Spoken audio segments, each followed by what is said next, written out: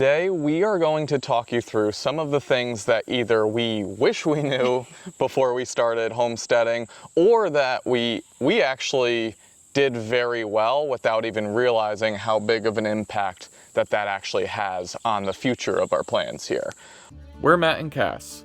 1 year ago, we traded in our life on the road for a 32-acre piece of raw land in rural Tennessee. And since we arrived, we've been hard at work, transforming this land into our off-grid homestead. There's been ups, and there's been downs, but little by little, we're seeing this dream come alive, and we're bringing you along for it all. Come run away with us. It's the ranch life, baby! What's up, y'all? So today we are going to talk you through some of the things that either we wish we knew before we started homesteading, or that actually did very well without even realizing how big of an impact that actually has on the future of our plans here. We're gonna keep this pretty casual, just kind of talk through. We made a list of a few things. We'll see how many we get to. Maybe we'll do 10. Maybe we'll just blab so much that we only get to 5. Now, these tips or suggestions are in no particular order. It was just something we kind of came up with. So don't think about 1 to 10 or whatever. It is just ranking's ideas. Too subjective because it just really differs on person to person. Now, starting off strong is you do not need as many acres as you think to homestead.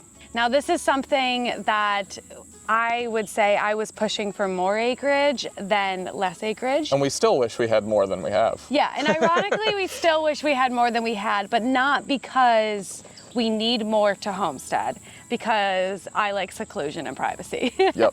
Now, this could be different if you plan on raising a herd of cattle. Yes. Because then, yes, you do need acreage, unless you just have them on like a dry lot or something. But if you're providing for you and your family and you're smart about it, I think 5 acres is like a beautiful amount that gives you enough space to expand and to grow, but also allows you to keep your lot small and less to maintain, which is actually a benefit. Absolutely, and to the point that she said with that, you can do it on even far less than 5 acres. Yes. We just think that 5 acres is a nice balance of still giving yourself land, area to roam, but keeping it small enough to be like very easily maintainable, depending on what state you're in, very lower on taxes. Yeah, so I think that's a really, really nice size. And also when you're looking for land or when you're looking for property, finding 5 acres versus finding 39 acres is way easier. The difference in properties that you will find when you switch it from a 10-acre search to a 5-acre search is astronomical, and some of those properties are 8.8 acres. Yeah. So still almost 10 acres, but you will find so many more properties between that 5 to 10 acre range than 10 plus. To be honest, we live our normal day, we own 39 acres, but we live our normal day-to-day on 2. And we have a small farm right now. It's nothing crazy, but you can survive on 2. So just know that you don't need as many acres as you may think.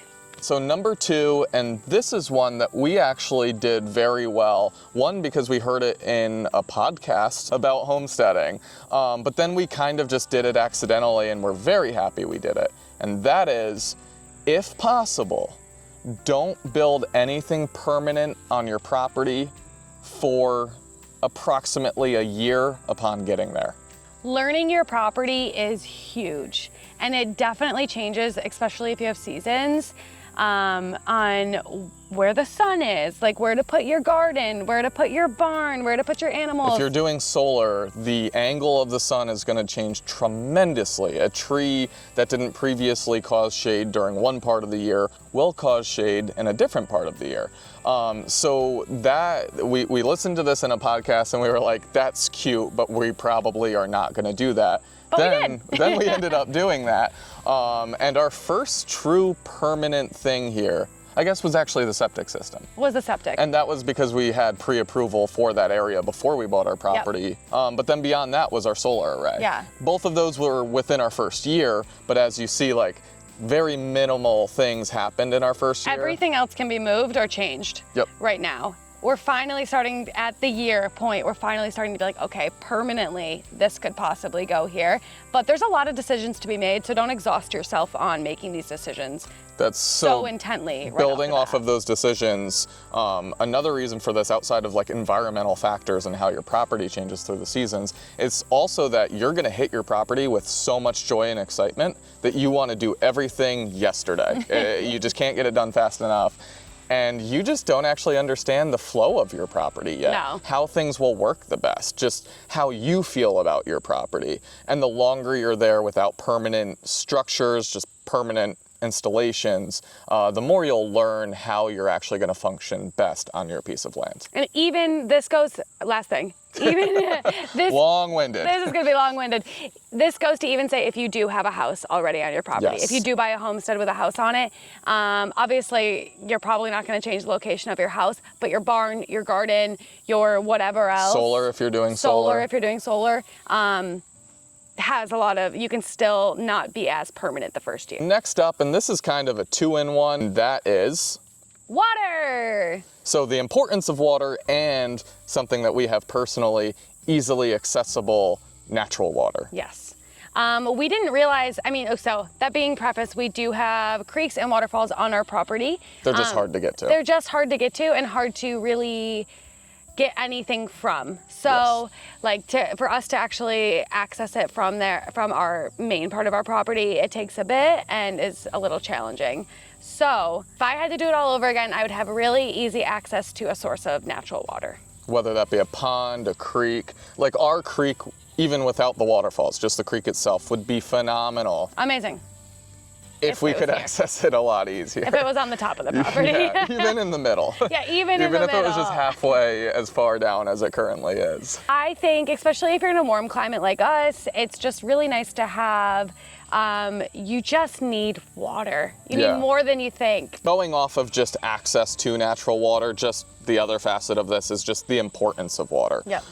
Water is something that can make your life just so much easier if you have an ample amount of it, and so much harder if you have a limited amount of it.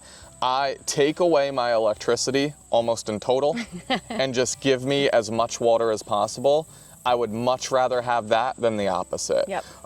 So when right now we're in a drought here, it's been really friggin' intense. We have had to actually go make water runs. With that being said, with our rainwater collection system, it's small. It's off of a tiny roof. The building's 300 square feet. So water just makes so many parts of your life easier when it comes to just washing things off without thinking about how much water you're using while washing yourself off. Washing your animals off. Yes, exactly. And again, with the heat, if you don't have a natural water source, but you have ample amounts of water, it's a lot easier to cool off. Absolutely. So just having water, natural or a well or whatever, or just a really, really big rainwater collection system. Yeah, with tons of storage, because there's two facets to rainwater collection. Yeah, would have been really, really a big priority for us looking back now. Our next thing, while we did very well, it is something that you should know. The startup costs to starting a homestead, especially if you want to get moving pretty quickly on it, are expensive. Yeah. And it was, while we were okay and we gave ourselves cushion, it still shocked us. It still shocked us, and you're just really excited about a lot too. So you want to get moving, and to get moving, things cost a lot. Yep. And coming from our situation where we literally owned nothing because we sold it all to move into on the road. Yep. We sold like everything we owned. We didn't have a trash can. Yeah, we didn't have an outdoor trash can. Like we didn't have an indoor trash can. And did you know trash cans are $30? Right. Yeah, exactly. You know, so like it is just shocking. So just give yourself enough cushion or time to develop how you want to. Piggybacking off of that is one that I find really interesting, and I tried to re-hone in on because this will help control your startup costs, is trying not to fall into consumerism. So now this isn't true across the board, but I would bet to say that most people that are very interested in homesteading are not excited about falling into consumerism, meaning being a little more minimal, a little more self-reliant, and just not buy. to your property, you're excited, you need all these things, you buy all these things. And then Instagram's like, hey, look at all these things that all other homesteaders have. And then you're like, okay, I'm gonna buy some more of those. And then you just bought this, and Premier One advertises you a new portable fence roller. And you're like, oh my God, I need that. That would make my life so much easier. Boom, it is crazy. The homesteader market is one that you would think is not consumerism, and man, are they targeting consumerism on homesteaders phenomenally.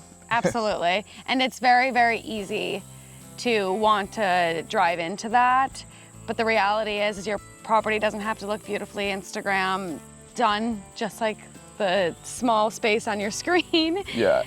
It can be a homestead. And it's two facets. There's a consumerism for the beauty, and then there's a consumerism on this is really friggin' hard work. Yes. Here's tools that make your life easier. Good or bad.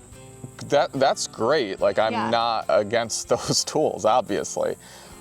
But it's really easy to get sucked into, well, I need this, well, I need this, well, I need this, rather than just working with what you have and just slowing things down. Yeah. You don't need to build your dreamstead in a year. Yes, I do. And now this is a huge one for us, and you saw our roller coaster ride. Still seeing our roller coaster ride of it. Of obtaining this, and it's the importance of the comfortability of your living situation. It's so important. So as you know, we came here and we lived in our tiny little van at first, and to be honest, like, it's fun to look back on, but it was miserable. It was not fun. It again, fun to look back on. Fun to travel in. Yeah. While we were on our property, yes. But while being stationary, it's not as fun. And in this heat, not having the proper cooling, blah, blah, blah, blah, blah. And there's the cabin deal, then we got our camper. We were very excited about our camper right away. We started putting work into it, immediately filled that little bit of extra space with a giant puppy. And the hole in my heart with a giant puppy. And what actually happened there, and this is why it's one of our biggest learning things, is that we saw when we got here that we needed to address this problem right away, and we tried to, and we half-assed it. Got Stetson, and our life just got crazy, and we just stopped working at it. Unfinished projects everywhere. 90% of our life is spent working outside. So having a place of refuge from the outside that's comfortable for you, just to like decompress, just to be out of the elements for a little bit, is way more important than I thought it was. Yep. And we weren't super transparent about this recently in our videos, but we hit a little bit of a breakdown point with the camper that we're currently living in. We almost got rid of it. Yeah, we started looking at campers with slide outs to give ourselves a little more space than an 8-foot tunnel. Started saying, should we have bought a property with a house on it already?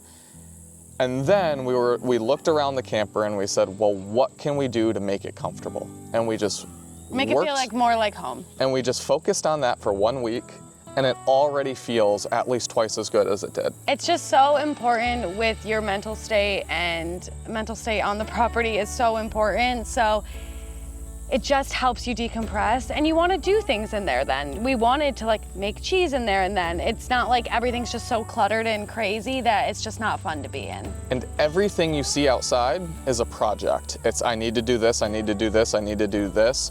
So if you can finish your projects that are inside so that when you sit down on your couch, you're not like, I need to do this, I need to do this, I need to do this, it'll feel a lot better. Get a trash can. Stop just throwing everything out in a Walmart bag underneath your sink. It's silly. Buy a trash can. Buy a trash can. Changed our life. I'm not kidding. We didn't have a trash can until last friggin' week. Why? For a whole year. Yeah. Why? Because they cost $30. Because they cost $30. And I couldn't justify it. But I did, and I feel better.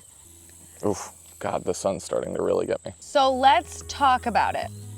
Burnout. It happens. It's inevitable.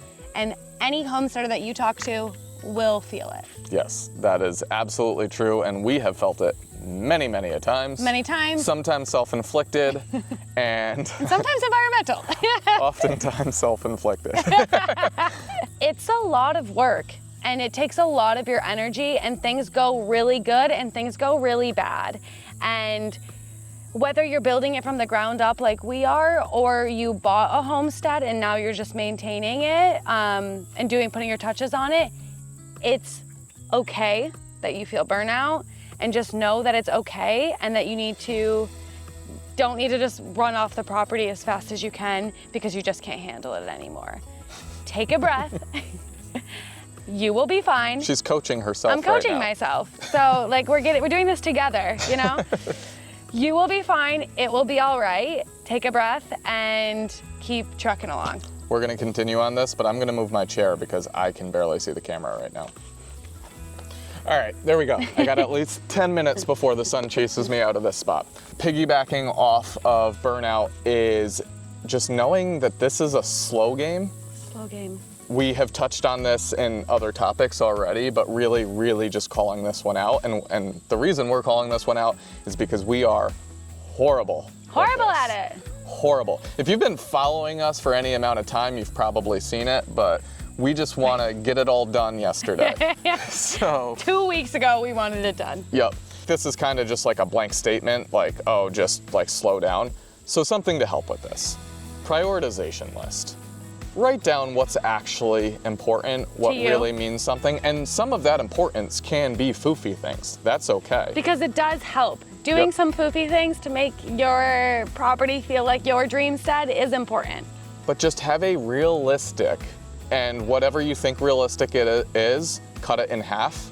That's what is still just barely realistic. Barely. And create that list so that it's tangible, because if you're just walking around your property thinking of the 30,000 things you want to get done all the time and you half start 15,000 of those 30,000 things, it's really not going to get you in a good spot. No. I promise. That'll lead to burnout. Again, speaking from experience.